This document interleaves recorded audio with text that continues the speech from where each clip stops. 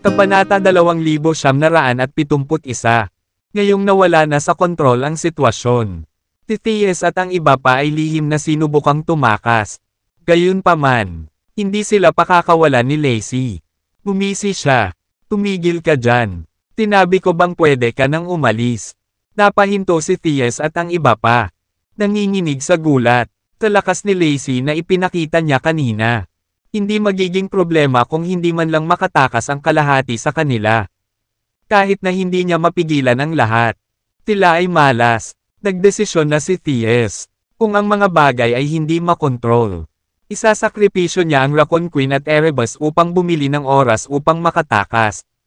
Nahihiyang tumingin si Thies kay Lacey.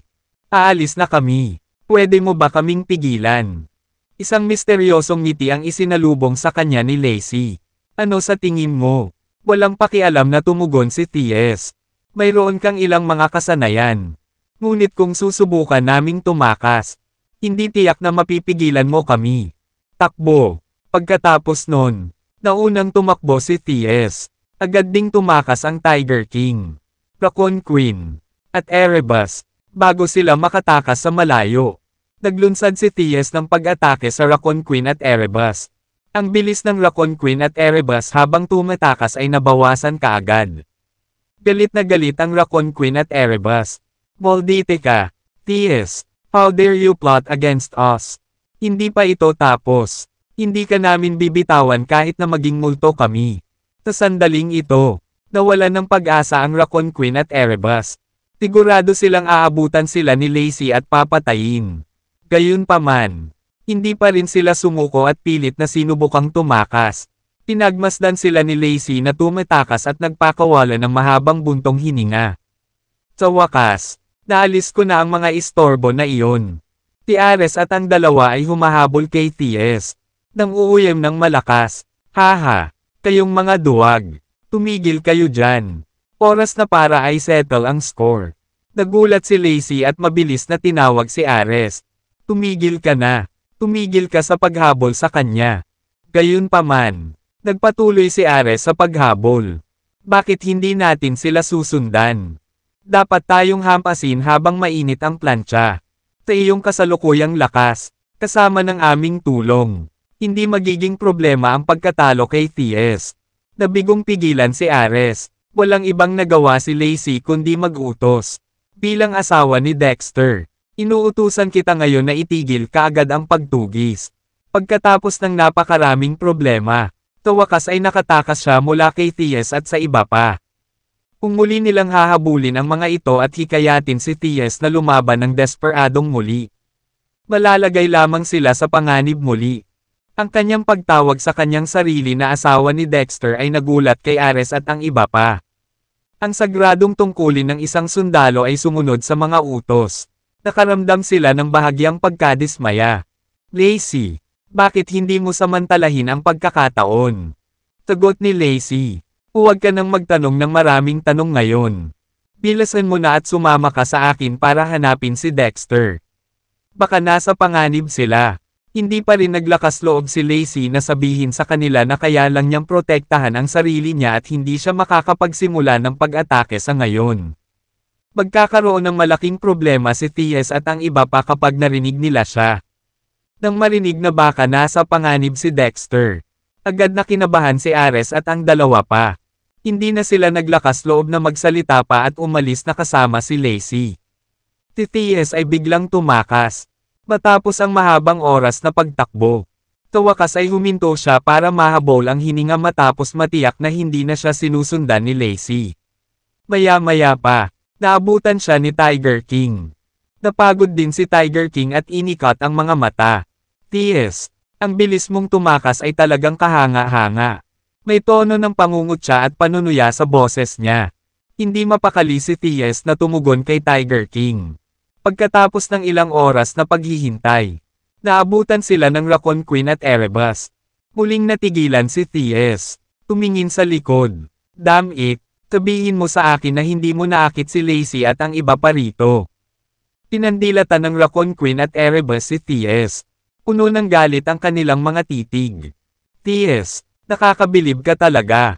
Para mabuhay, isinakripisyo mo ang buhay ng iyong mga kasama para bumili ng oras.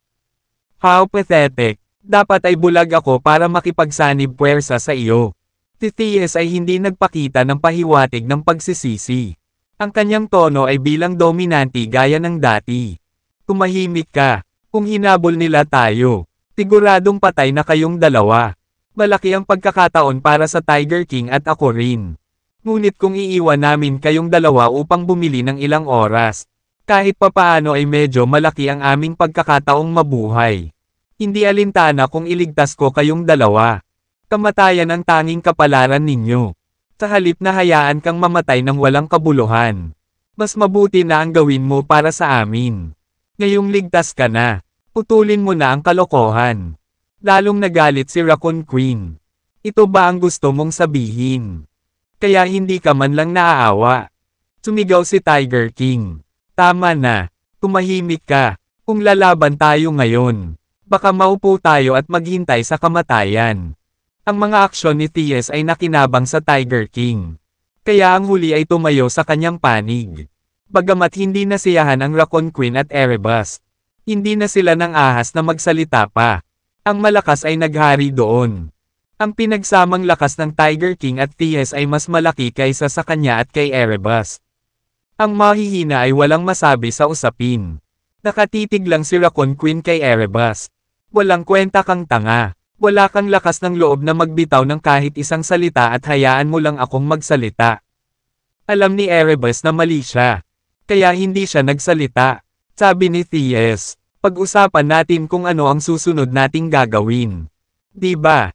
Tinabi ng Tiger King. Dapat nating ipagpatuloy ang paghahanap para sa banal na sandata at hindi maaaring hayaan itong mahulog sa mga kamay ni Dexter. Patuloy ni T.S., ngayong lumakas na si Lacey. Higit pa sa atin ang kanilang kapangyarihan. Mas mahirap para sa amin na talunin sila at agawin ang banal na sandata. Tinabi ng Tiger King. Hindi naman totoo iyon. Sino ang nagsabi na ang kanilang lakas ay higit sa atin? Nalilitong tanong ni T.S. Hindi mo rin ba nakita? Maari tayong apihin ni Lacey mag-isa. Kung kasama niya sina Dexter, Quinlan, at King of Dragons, hindi tayo magkakaroon ng pagkakataon. Tinabi ng Tiger King. Naniniwala ako na ang lakas ni Lacey ay hindi gaya ng aming inaakala. Hindi ba kayo lahat ay kakaiba? Nalipat ang tingin ng lahat kay Tiger King. Anong kakaiba dito? Tinimulan ng Tiger King na pag-aralan ang lahat ng detalyado para sa lahat. Unang-una, katatapos na labanan. Si Lacey ay dumpenso lang pero hindi umatake. Pangalawa, bakit hindi niya tayo hinabol at pinatay kanina? Maaari niyang patayin man lang ang Raccoon Queen at Erebus kung gagawin niya. Pangatlo, napuno siya ng takot nang una niya kaming makita. Ano ang ibig sabihin ng lahat ng ito? Pagkatapos ng maikling sandali ng pagmumuni-muni, nagtanong si T.S. So, tina Lacey at Dexter ay nagkalaban at naging magkaaway. Ang kalaban ng kalaban ay kaibigan. Gusto ba ni Lacey na makipagsanib puwersa sa atin? Ang tanga. Pinandilatan ng Tiger King si T.S. Sa tingin mo ba ay may kabuluhan ang aking mga haka-haka? Umiling si T.S. Malamang. Halos zero ang tsansa na magkabalikan sina Lacey at Dexter. Itigil mo na ang paghula sa amin at sabihin sa amin. Tanong ni Tiger King. Posible kayang si Lacey lang ang makakapagtanggol at hindi umatake. Siya ay may kakayahan lamang na ipagtanggol ang sarili at hindi kayang umatake. Namulat agad sila ng realisasyon dahil sa kanyang mga sinabi. Napakunot naman ng noo si T.S. at ang iba at biglang natauhan. Tama ka. Napakataas ng posibilidad nito. Makatuwiran din. Haha. Tinabi ko sa iyo. Paanong ang isang ordinaryong, mahina, walang kapangyarihang tao, lalo na ang isang babae, ay biglang naging napakalakas. Kaya lumalabas na mayroon siyang kakayahan sa pagprotekta sa sarili. Malamang na mayroon siyang anting-anting o isang bagay para sa pagtatanggol sa sarili. Kung ganoon ang kaso, hindi na natin kailangang matakot sa kanya. Talaga, basta wag muna natin siyang atakihin. Para siyang wasted. Ang pag-aalala ng lahat ay agad na nawala. Halika na, Bumalik na tayo at hanapin si Lacey. Sabi ng Raccoon Queen. Bakit natin hahabulin si Lacey? Hindi natin siya maaaring patayin. At hindi rin niya tayo maaaring saktan. Walang kwenta ang paghahanap sa kanya. Pahayag ni T.S. Wala talaga kaming magagawa kay Lacey. Pero kasama niya ang tatlo sa mga kaaway namin. Dapat nating samantalahin ang pagkakataon upang maalis ang mga ito. Bagamat hindi sila masyadong malakas, maaari nilang banta ang ating buhay sa mga kritikal na sandali. At saka, kapag subaybay sa kanya, malaki ang posibilidad na mahanap natin si Dexter. By then, we can settle the score with him. Matapos ang mise-en-scene ng pag-uusap, desididong napagdesisyonan ng apat na hanapin si Lacey. Samantala, pinangunahan ni Lacey si Ares at ang dalawa pa para makipagkita kay Dexter. Tina Ares, Alfred, at Tyler ay nalilito. Clueless sila kung paano biglang tumaas ang lakas ni Lacey. Kahit na ang Tiger King ay nagsanib puwersa sa iba pang tatlo ay hindi nila siya kayang talunin. Higit pa rito, silang tatlo ay parehong natarante sa katotohanang hindi ginamit ni Lacey ang sandali upang panasan ang kanilang mga kalaban sa balat ng lupa nang siya ang nangunguna. Hindi lang iyon, wala rin si Dexter sa tabi niya. Ano sa lupa ang nangyari? Si Ares ang unang nagtanong.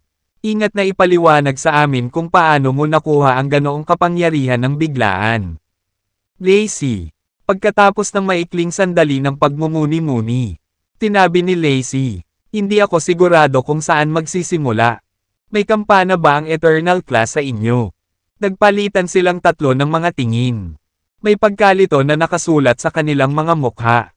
Sa huli, sabay-sabay silang umiling. Hindi. Ano ang Eternal Class? Mas malakas pa ba ito kaysa Celestial Class? Dahil walang pagpipilian. Nitiig ang ipinaliwanag ni Lacey sa kanila. Ang paghahambing ng Eternal Class sa Celestial Class ay katulad ng pagsukat ng pagkakapareho ng Earthworm sa isang tunay. Banal na dragon. Ang bawat nilalang ng Eternal Class ay maaaring mangibabaw sa mundo. His. Napabuntong hininga si Ares at ang grupo. Nahulaan namin na may mas malalakas na nilalang na mas mataas kaysa sa Celestial Class. Ngunit hindi namin naisip na magiging ganito sila kalakas. Hindi nila naisip na ang Celestial Class ay isang maliit na bulate sa mata ng ginang. Narinig ko mula sa Aged Ginseng na ang Sun and Moon Class ay mas mataas sa Celestial Class. Katulad ni Mr. Ace at ng Primordial Beast na iyon. Lahat sila ay kabilang sa Sun and Moon Class. Superior dito ay Nebula Class. Hinala ni Dexter na nasa Nebula Class ang Aged Ginseng na nabangga namin. Ang isang ranggo na mas mataas kaysa doon ay ang Eternal Class. Titericus, na nakatira sa ilalim ng ating mga paa, ay isang mandirigma ng Eternal Class. At pagkatapos ay mayroon tayong Vasilios, na mas malakas kaysa sa sinumang mandirigma ng Eternal Class. Siya ang kasalukuyang pinakamalakas na kilalang pag-Irel. At sinasabi nilang lahat na ako ay kanyang inapo. Ang pananalita ni Lacey ay nagsilbi lamang upang walisin ang nagngangalit na mga alon ng emosyon sa kaibuturan ng puso ng tatlo. Lumalabas na mayroon pa ring isang kalabisan ng mga kakilakilabot na individual na tulad ng kalibre sa mundo. Ang kanilang tinatawag na Celestial Class ay wala. Ang pagkaalam kung gaano sila kawalang halaga ay nagdulot ng isang pakiramdam ng kababaan sa kanila. Naniniwala sila noon na sila ang pinakamalakas sa mga tao. Pangalawa lang kay Dexter. Medyo natagalan si Ares bago tuluyang makabawi. Lacey, may koneksyon ba ang sinasabi mo sa biglaang paglakas mo? Siyempre, meron. Sa katunayan, isa ako sa mga mandirigma ng Eternal Class noong sinaunang panahon. Noong sinaunang digmaan, tinatakan ko ang aking dating anyo sa loob ng Restrictive Spell Formation. Ngayon pa lang, hindi sinasadyang nakapasok ako sa pormasayon na iyon. Kung saan sumanib ang dati kong anyo sa kasalukuyang anyo ko.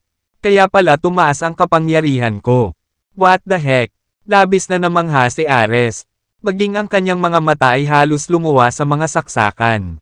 Sa kasalukuyan, ang lakas ni Lacey ay katumbas ng Eternal Class, na nilalampasan ang bawat isa sa kanila ng 1 milya. Ang tawagin ng tadhana na biniyayaan siya ng isang stroke ng swerte ay isang maliit na pahayag. Higit sa lahat, nahirapan silang paniwalaan na si Lacey ay isang mandirigma mula pa noong unang panahon. Si Lacey ba? For real. Hindi naman niya hinihila ang binti namin. Di ba? Kinailangan ni Ares ng maraming oras upang ganap na maproseso ang mensahe mula kay Lacey. Kaagad pagkatapos, naglagay siya ng higit pang mga katanungan. Kung napakalakas mo na, Lacey, maaari mo na lang iangat ang isang daliri at durugan si T.S. at ang barkada. Bakit hindi mo ituloy ang momentum? Isang buntong hininga ang pinakawala ni Lacey. Ang aking mga kasanayan ay magagamit lamang para sa pagtatanggol sa sarili. Hindi ako makaatake ng maagap. Ang bilis ko sa paglulunsad ng isang pag-atake ay nasa bilis na hindi mas mabilis kaysa sa karaniwang bilis ng pagtakbo ng isang Joe's move. At kahit na maabutin ko, ano ang punto? Hindi naman ako makapag-initiate ng attack. After all, mula sa pananaw ng iba, wala nang mas nakakapanghinayang marinig kaysa sa kanyang pag-amin. Sa kabila ng pagiging hindi kapani-pani walang malakas at halos hindi magagapi. Naipagtanggol lamang niya ang kanyang sarili at hindi niya nagawang maglunsad ng pag-atake. Takasong iyon, ni isang onsa ng kanyang kakayahan ay hindi maaaring maging kapaki-pakinabang sa kanila.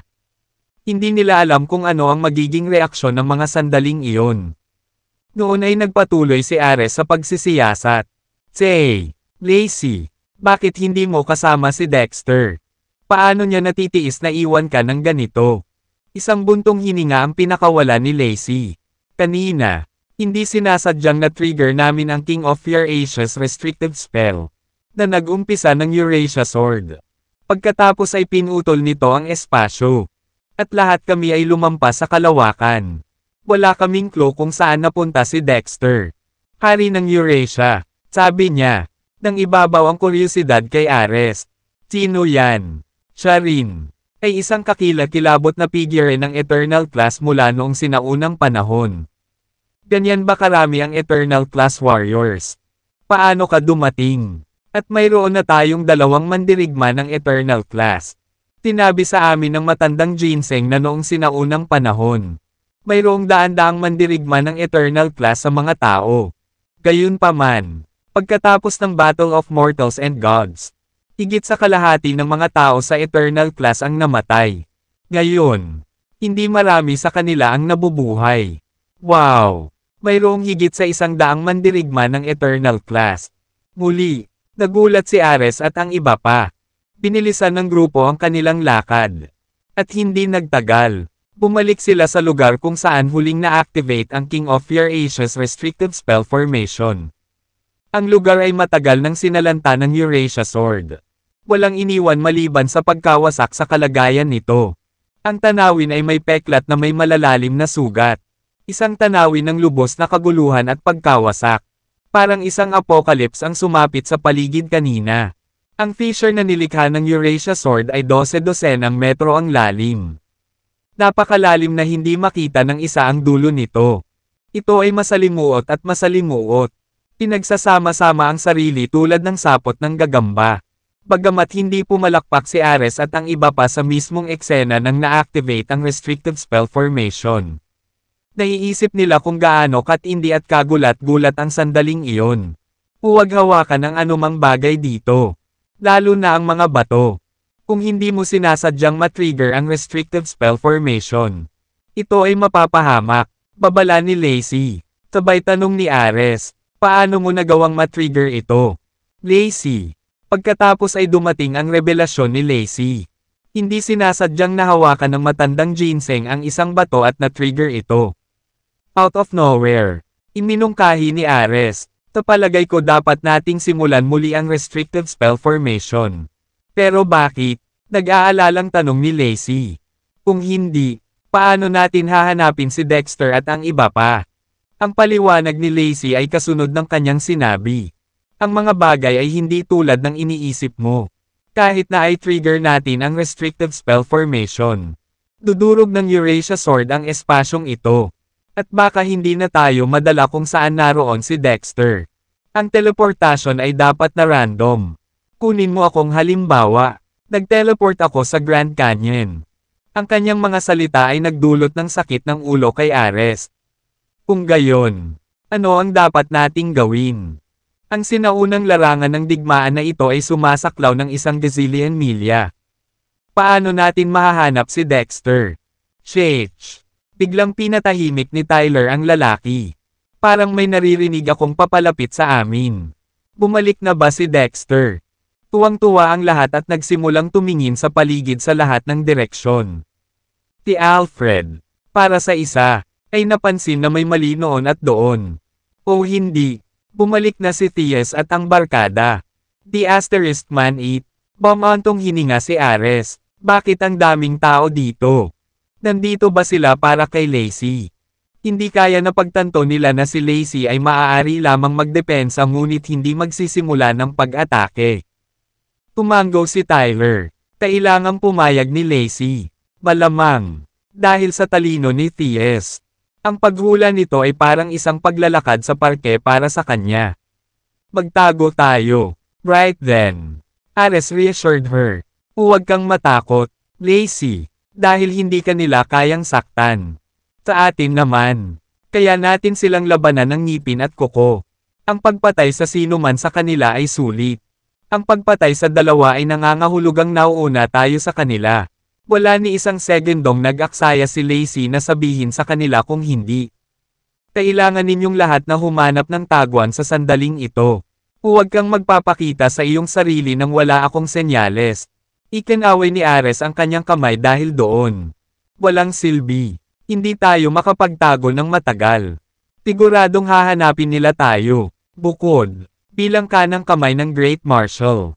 Paano tayo matatakot sa harap ng ating kaaway? Hindi ko naman hinihiling na matakot ka. Mayroon na akong mas magandang plano na alisin silang lahat. Ngunit kailangan ko ang inyong kooperasyon. Pahayag ni Lacey. Wala ni isa sa kanila ang may ideya kung ano ang nasa isip niya. Itinuring ni Ares si Lacey ng may labis na pagkamausisa. Kung hindi tayo nagtatago sa kanila, kanino tayo nagtatago? Mula sa kapangyarihan ng restricted spell formation. Ang sagot ng babae. With that, she spilled the deeds in her head to the three of them. Pagkarinig nito ay hindi napigilan ng tatlo na magbigay ng thumbs up kay Lacey. Lacey, may magandang ideya ka, bagaman ito ay medyo tuso. Ngunit lahat ay patas sa pag-ibig at digmaan. Lacey, napansin ko na simula nang mawala ang dating anyo mo. Mas naging matalino ka na. Si Lacey ay balisa na parang pusa sa mainit na bubong ng lata at nag-utos. Bilasan mo, malapit nang mahanap ni Thies at ng kanyang mga tao ang lugar na ito. Sige, matapos sumagot ng sabay-sabay. Agad na tumakbo si Ares at ang iba pa at nagtago sa malayo. Dahil mabilis silang tumatakbo sa ilalim ng malalim na hukay na nahati ng Eurasia Sword. Nanatili silang hindi napapansin ng mabilis na papalapit na grupo ni Thies. Habang papalapit ang grupo ni Thies sa lugar, nakita na lamang nila ang kalungkutan sa paligid. Ang isang bagyo ng pagkabigla at sindek ay katulad din ang bomb alot sa kanilang mga puso. Anong nangyari dito? Besides, kamakailan lang din nangyari. Dahil sariwa ang lupa doon. May kakaibang bango ng char. Nagbabala si Thies. Baka may panganib dito. Lahat, manatiling alerto. Naiintindihan. Sagot nila. Napasinghot ng hangin si Raccoon Queen at sinabing. Naaamoy ko ang aura ni Lacey. Siguradong nasa isang lugar siya dito. Hanapin mo siya. Utos ni Thies. Sa kanyang utos, agad na naghiwa-hiwalay ang dalawang lalaki at dalawang primordial beast upang hanapin ang kinaroroonan ni Lacey. Hindi nagtagal. Umungal si Erebus sa galit. Halika rito. Bilasan mo. Nandito na si Lacey. Saan sa tingin mo pupunta? Manatili ka dyan. Nang marinig ang kaguluhan, agad na sumugod ang iba patungo sa Erebus at mabilis na pinalibutan si Lacey. Tanong ni Thies. Lacey, bakit ka mag-isa? Nasaan ang iba? Nakangiting pagbabante ni Lacey at sumagot. Thies, deliver kita minsan at hindi na nagpunta sa buhay mo. Hindi ko inaasahan na kakatok ka ulit. Naghahanap ka ba ng kamatayan? Sabi ni Thies. Tahimik. Tuso at mapanlin lang ang mga tao. Muntik na kaming lokohin mo kanina. Sa palagay mo ba ay hindi namin nakikita na maaari ka lamang magdepensa ng pasibo ngunit hindi maaaring umatake ng maagap? Hanggat hindi ka namin inaatake, wala kang magagawa. Mapaglarong tumawa si Lacey. Ganoon ba? Nagpapakita lang ako ng awa noon sa pamamagitan ng pag-iwas sa paghampas sa iyo.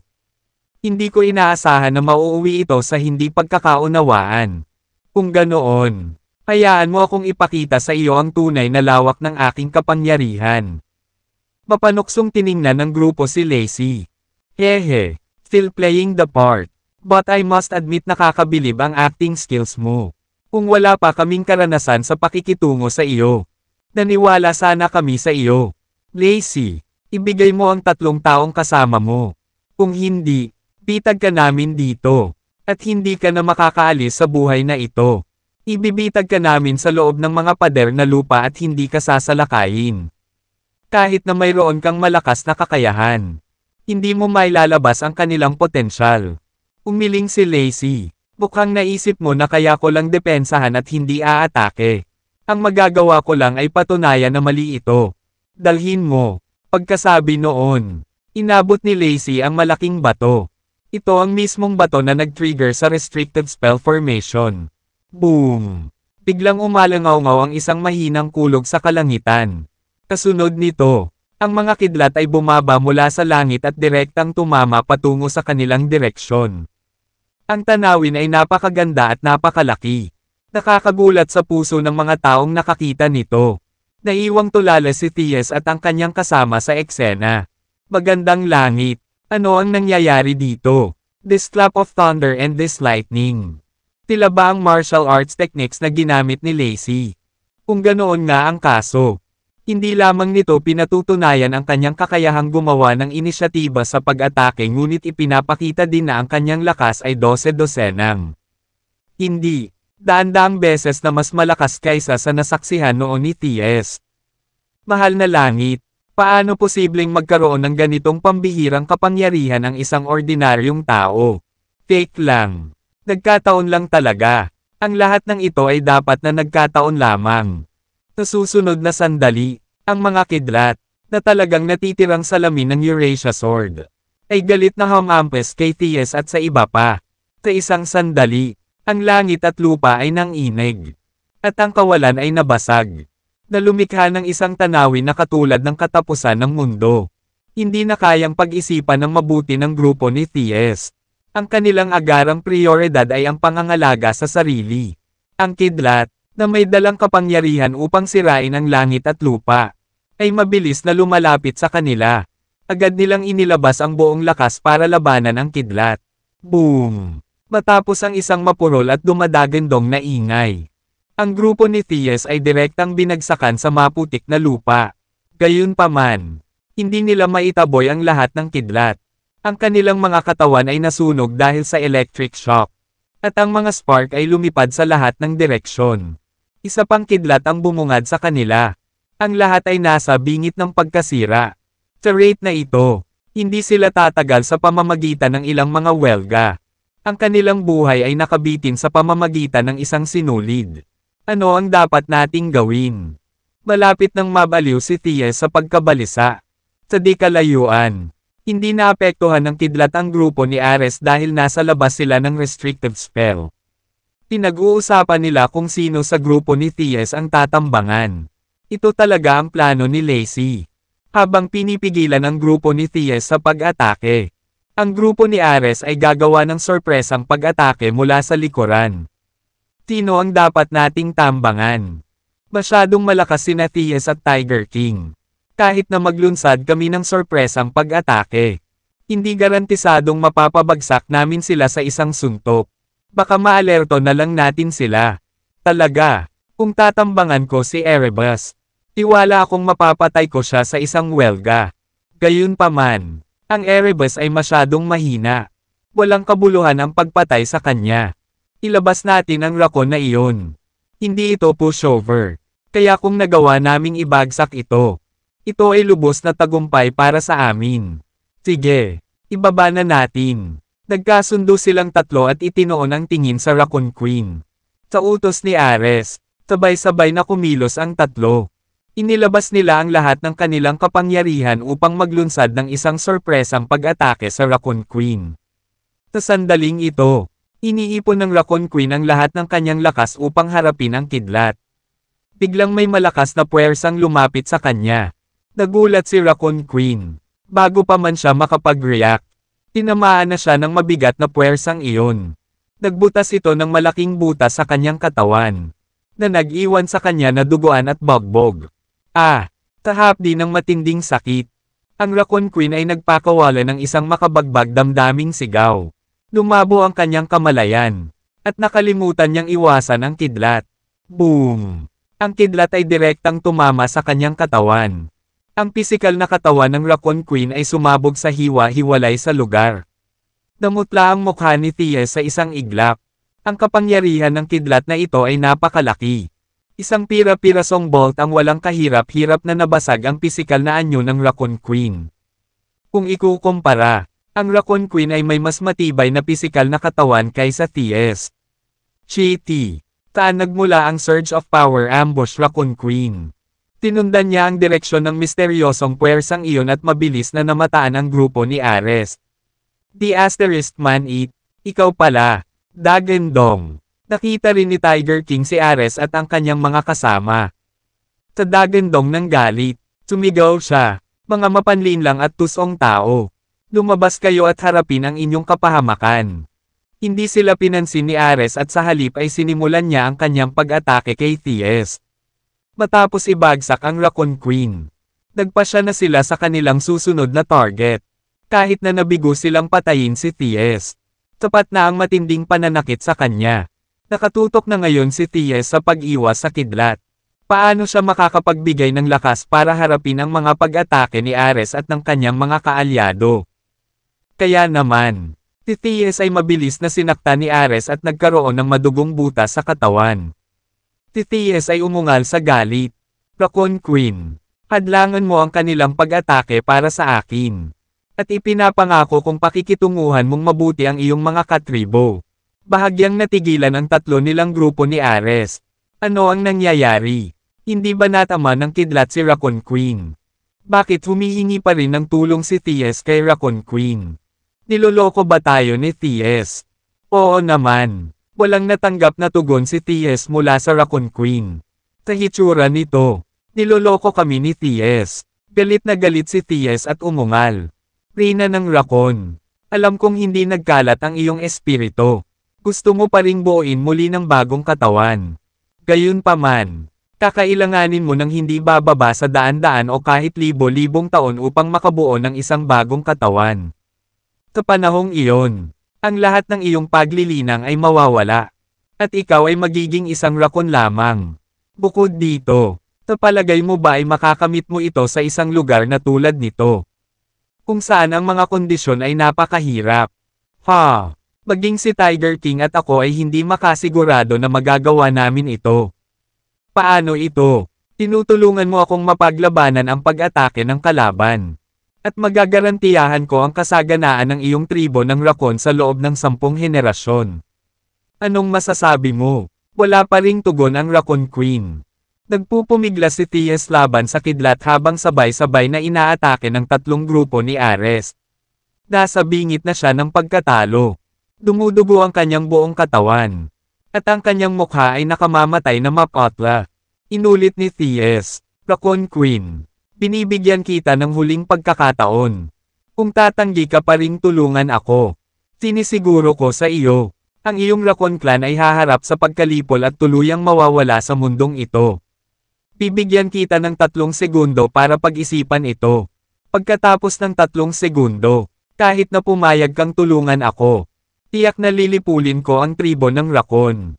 Ang kanyang diskarte sa paggamit ng mga pagbabanta ay talagang gumana. Nang matapos magsalita si Thies, sa wakas ay tumugon ang Raccoon Queen. Thies, ikaw, masyado ka nang lumayo. Maaari kitang tulungan bilang isang pabor. Ngunit hindi ko ito obligasyon. Ano ang nagbibigay sa iyo ng lakas ng loob na banta ako sa angkan ng Raccoon? Thies interrupted her. Cut the crap. Tutulungan mo ba ako o hindi? Ito na ang huling pagtatanong ko. Lagi kong tinutupad ang aking salita. Kung hindi mo ako tutulungan, kukunin ko ang buhay ng iyong buong Raccoon Tribe. Pagkatapos ng maikling sandali ng pagmumuni-muni, tumugon ang Raccoon Queen. Ikaw na mismo ang nagsabi. Kung tutulungan kita, titiyakin mo ang kaunlaran ng aking angkan ng Raccoon sa loob ng 10 henerasyon. Sabi ni T.S. Siyempre, alam mo ang kakayahan ko. Sige, dagdag pa ng Raccoon Queen. It's a deal. Kung niloloko mo ako, hindi kita bibitawan kahit mamatay na ako. Kapag ang mga salita ay binigkas, isang ethereal figure ng isang raccoon ang lumitaw sa gitna ng hangin. Ang transparent na figure na ito ay napakalaki at kasing taas ng 2 palapag na gusali. Mabangis at banta ang hitsura nito. Ang pulang dugo ng mga mata ng figure ay nakatitig sa direksyon ni Ares. Ito ay ang diwa ng kakanyahan ng Raccoon Queen. Nakaramdam ng pangamba sa kanilang mga puso si Ares at ang kanyang mga kasama habang nakatingin sa napakalaking figurang ito. Kahit na sa kamatayan, ang aura ng Raccoon Queen ay nanatiling kakilakilabot at tumatak sa puso ng iba. Gayunpaman, hindi ito naging hadlang sa galit na pag-atake ni Ares. Ang diwa ng kakanyahan ng Raccoon Queen ay lalong naging matatag at nakakagulat na napigilan ang mga pag-atake ng grupo ni Ares. F***, namuo sa galit ang tatlo. The** Mandis Raccoon. Bakit hindi ka maaaring manahimik pagkatapos ng kamatayan? Anong gagawin natin? Pinuprotektahan ng Raccoon Queen si T.S. at ang iba pa. Hindi natin sila kayang salakayin. Sabi ni Tyler. Patuloy na umatake. Ang diwa ng kakanyahan ng Raccoon Queen ay kumukupas. Ang aming mga pag-atake ay maaaring mapabilis ang pagkawala ng kanyang diwa ng espiritu. Lahat tama. Sabay-sabay nilang sagot at ipinagpatuloy ang kanilang nakakatuwang pag-atake. Ang diwa ng espiritu ng Raccoon Queen ay nagwawala sa bilis na nakikita ng mata. Samantala, ang bilis ng kidlat na tumitama sa grupo ni T.S. ay walang palatandaan ng pagwawala. Kung tutuusin, parang lalong lumalakas, kalahati. Galit na sabi ni T.S. Hindi tayo pwedeng magpatuloy ng ganito. Hindi na tayo makakatagal pa. Napakahina ng tunog ni Erebus nang tumawag siya. Iligtas mo ako. Hindi ko talaga kayang kumapit. Wala na siyang lakas para magsalita pa. Biglang napabulala si Tiger King sa pagtataka. Sandali lang. Parang may mali. Hindi ito pag-atake na pinasimula ni Lacey. Ano? Gulat na tanong ni T.S. Lord Tiger King, paano mo nalaman ito? Sumagot si Tiger King. Tingnan mo si Lacey. Lahat ng mata ay sabay-sabay na napalingon kay Lacey. Sa hindi inaasahan, si Lacey ay nakaharap din sa pagsalakay ng kidlat. Hinarang ng layer ng protective shield sa paligid ni Lacey ang mga kidlat na iyon. Gayunpaman, ang bawat kidlat ay mas malakas kaysa sa huli, na para bang sinusubukang basagin ang kanyang protection na kalasag. Samantala, lumakas din ang protection na kalasag sa bawat pagtaas ng lakas ng kidlat. Ipinaliwanag ng Tiger King, kung si Lacey ang naglunsad ng pag-atake, bakit siya tatamaan din ng kidlat? Biglang natauhan si T.S. Naiintindihan ko na ngayon. Ang mga kidlat na ito ng kidlat ay mahalagang isang restrictive spell formation. Ngayon lang, na-trigger ni Lacey itong restrictive spell formation para gamitin ito para harapin kami. Isang matalinong paraan para patayin tayo gamit ang kapangyarihan ng iba. Umungol si Tiger King. Mga kasuklam-suklam at walang hiyang mga tao. Dapat kayong mamatay. T.S. suggested. May idea ako. Dahil napakalakas ng light shield sa paligid ni Lacey. Magagamit natin ang kapangyarihan ng kanyang light shield para labanan ang kidlat. Nagtataka si Tiger King. Hindi ka ba nag-aalala na baka maitaboy tayo ng light shield? Paalala ni T.S. Huwag kalimutan. Kaya lang ipagtanggol ni Lacey ang sarili niya. Hindi siya maaaring magsimula ng pag-atake. As long as we stay calm and don't attack her. Natural na wala siyang magagawa sa amin. Tumango si Tiger King. Tama ka. Tara na. Nang matapos silang magsalita, dahan-dahan silang lumapit kay Lacey na nahihirapan. Samantala, hindi makagalaw si Erebus. Mahina niyang pakiusap. Iligtas mo ako. Nakikiusap ako. Iligtas mo ako. Napakawalang kwenta. Sandaling nag-alinlangan si T.S. Ngunit isinama pa rin niya si Erebus. Ang matandang ito ay darating sa madaling panahon. Maya-maya pa ay nilapitan na nila si Lacey. Medyo naguguluhan din si Lacey. Gayunpaman, kahit siya ay hindi na makapag-ipon ng lakas para gumalaw pa. Ang lakas ng restrictive spell formation ay nalampasan ang kanyang imahinasyon. Utos ni T.S. kay Erebus. Mabilis na pumasok sa light shield. Ito lang ang pagkakataon mo para mabuhay. Nakaramdam ng matinding kalungkutan si Erebus sa kanyang puso. Alam niyang ginagamit siya ni T.S. bilang pawn. Gayunpaman, hindi na makagalaw si Erebus kahit 1 pulgada dahil ginamit niya ang lahat ng kanyang lakas upang makayanan ang kidlat. Huminga siya ng malalim at humingi ng paumanhin. I'm sorry. Wala akong lakas para gumalaw. Incompetent bungler. Inis na bamulong si T.S. Tutulungan kitang labanan ang kidlat sa ngayon. Tigilang at pumasok sa light shield ni Lacey. Alalahanin mo ito. Huwag kailanman lumapit sa kanya ng may galit. Baka matrigger mo ang mekanismo ng pagtatanggol sa sarili ni Lacey. Naiintindihan. Tagot ni Erebus. Agad na tinakpan ni T.S. ang Erebus. Biglang gamaan ang pakiramdam ni Erebus at walang kapantay na ginhawa. Samantala, ang pressure kay T.S. ay biglang tumaas ng ilang beses, na nagbigay sa kanya ng hindi mabata na sakit. Bakit nakatayo ka pa dyan? Pumasok ka na dyan. Nagmura si T.S. Oo, kaagad. Agad namang nag-react ang nakaka-relax na Erebus at lumapit kay Lacey nang marinig ang sigaw. Tiningnan ni Lacey si Erebus na may malamig at mapanuksong ngiti. Hehe, pumasok ka kung hindi ka natatakot sa kamatayan. Bumilis ang tibok ng puso ni Erebus. Bakit pakiramdam ko mapapatay talaga ako ni Lacey? Medyo nakakatakot ang tingin ni Lacey. Saway ni T.S. You good for nothing. Bilasan mo at pumasok ka dyan. Huwag kang mag-alala. Hanggat hindi mo sasalakayin si Lacey. Wala siyang magagawa sa atin. Tila nag-aalangan pa rin si Erebus. Ungol ni Tiger King. Kung hindi ka papasok ngayon, guguluhin kita. Ayos lang. Sa huli, nag-ipon ng lakas ng loob si Erebus para lapitan si Lacey. Habang papalapit sa light shield, maingat na inabot ni Erebus para hawakan ito. Isang mahimalang sitwasyon ang nangyari. Ang magaan na kalasag, na sapat na malakas upang makayanan ang kidlat, ay walang kahirap-hirap na gumawa ng butas para madaanan ni Erebus. Nang walang anumang pag-aalinlangan, pumasok siya, hindi siya nasaktan at hindi maabot ng kidlat. Biglang bumagsak si Erebus sa lupa at hingal na hingal. Sa wakas, ang aking buhay ay nailigtas. Si T.S. at Tiger King ay labis ding nasa sabik.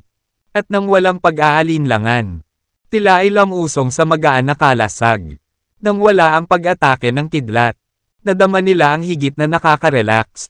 Bagamat galit na galit si Lacey na ginagamit ng kanyang mga kaaway ang kanyang magaan na kalasag upang palayasin ang kidlat. Hindi niya sila mapigilan dahil hindi siya makapagkusa sa pag-atake. Pinanood ni Ares si T.S., Erebus, at Tiger King na papalapit kay Lacey. Siya ay hindi kapani-paniwalang nababalisa at tunay na nag-aalala na sila ay maglunsad ng pag-atake kay Lacey. Gayunpaman, tiniyak ni Tyler, huwag kang mag-alala, magiging maayos din si Lacey. Hindi ba siya mismo ang nagsabi? Ang kanyang kakayahang protektahan ang kanyang sarili ay napakalakas. Ang kidlat na ito ay walang magagawa sa kanya. Lalo na si T.S. at ang iba pa. Tumanggo si Ares. Kailangan nating mabilis na sirain ang espiritu ng Raccoon. Ang espiritu ng Raccoon ay naging lubhang mahina at naging halos ganap na transparent. Wala pang 10 alon ng pag-atake. Ang diwa ng Raccoon Queen ay ganap na naglaho sa hangin.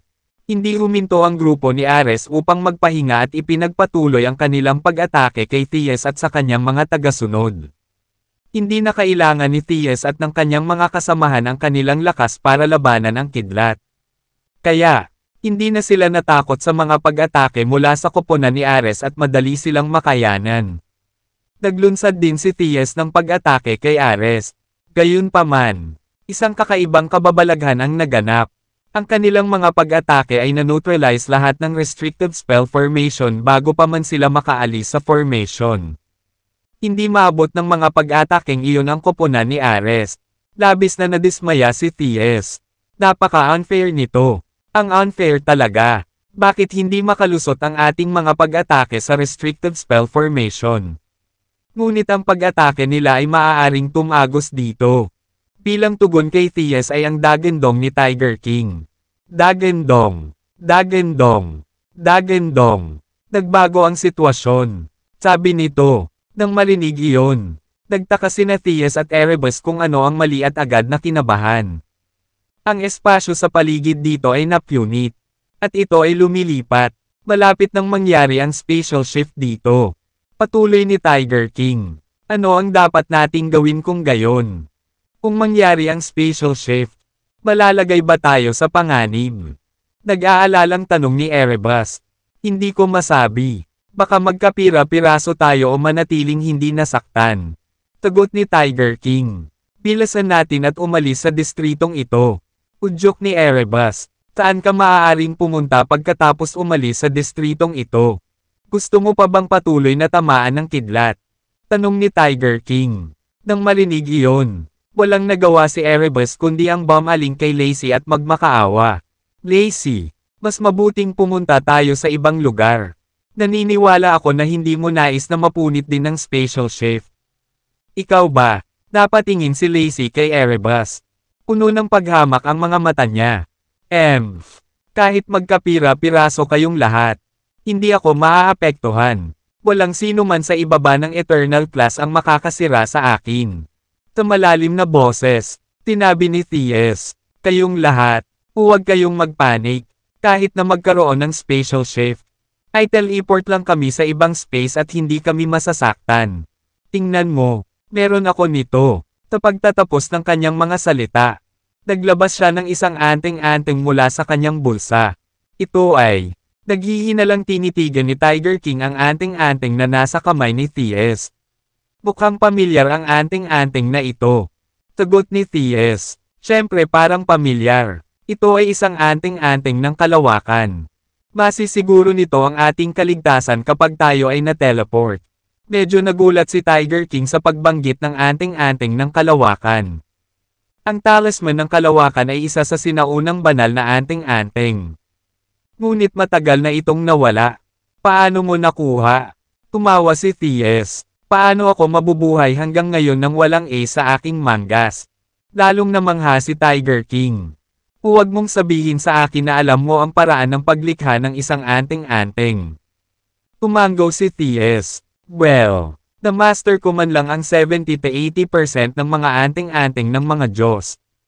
Siyempre, mga 20 hanggang 30% lang ang kaya kong gawin sa ngayon.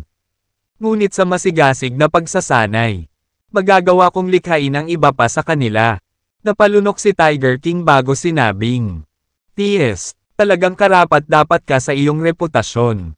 Matagal ko nang pinaghihinalaan na dapat ay mayroon kang trump card sa likod ng iyong mga natitirang tagumpay. Ngunit hindi ko inaasahan na ito ay magiging napakalakas. Talagang humanga ako. Ngumiti ng mahina si T.S. Nambobola mo ako. Boom! Kasunod ng nakakabinging ingay. Sumailalim sa spatial shift ang espasyong kasalukuyang kinaroroonan nila. Si Lacey, T.S. at ang iba ay agad na nawala. Ang lugar na kanilang napuntahan ay naging walang laman. Ngunit hindi nagtagal. Mabilis itong napuno ng isa pang espasyo. Sa sandaling nawala ang grupo. Unti-unti ring humupa ang restrictive spell formation. Gulong-gulo na ang eksena at napinsala ng husto. Si Ares at ang grupo ay nagmamadaling sumugod at tumawag. Lacey, nasaan ka? Lacey, naririnig mo ba ako? Pwede ka bang sumagot? Gayunpaman, ang tugon na kanilang natanggap ay walang iba kundi isang malamig na katahimikan. Nagkatinginan ang grupo at naguguluhan kung ano ang gagawin. Wala silang ideya kung saan na-teleport si Lacey at ang iba pa at kung saan sila dapat magsimulang maghanap sa kanila. Samantala, sina Dexter at Quinlan ay naglalakad sa malawak at tiwangwang na ilang. Napakalawak ng lugar na kahit isang sulyap ay hindi makita ang dulo nito. Bukod dito, walang araw, kaya naging imposible para sa kanila na matukoy ang kanilang direksyon. Gusto nilang makipagkita sa Soul Wolf at Killer Wolf ngunit walang ideya kung saan na-teleport ang huli. Matapos maglakad ng mahabang panahon, malabo nilang nakikita ang ilang mga figure sa di kalayuan. Agad na nagningning ang mga mata ni Dexter nang matuklasan ang kabilang partido. Medyo pamilyar sa kanya ang ilang figure na iyon. Nakikilala niya ang Soul Wolf sa isang sulyap, kahit sa napakalayo.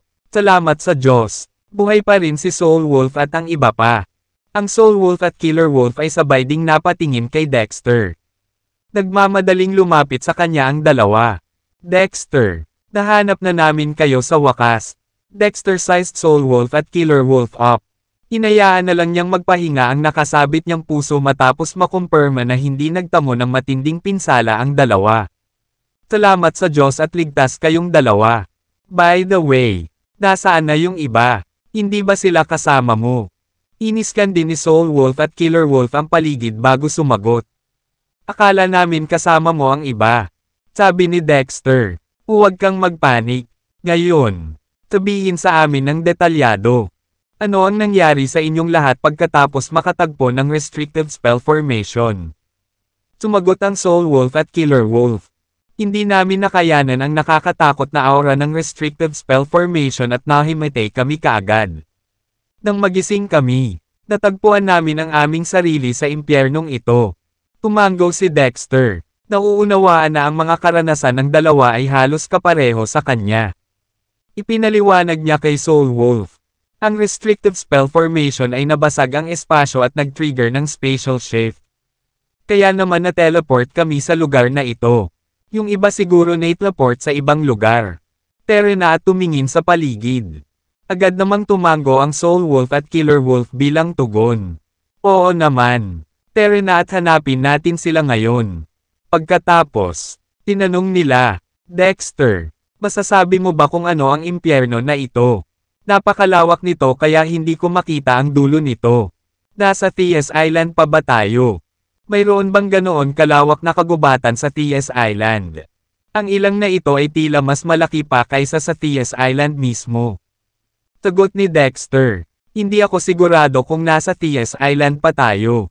Huwag nating alalahanin iyon sa ngayon.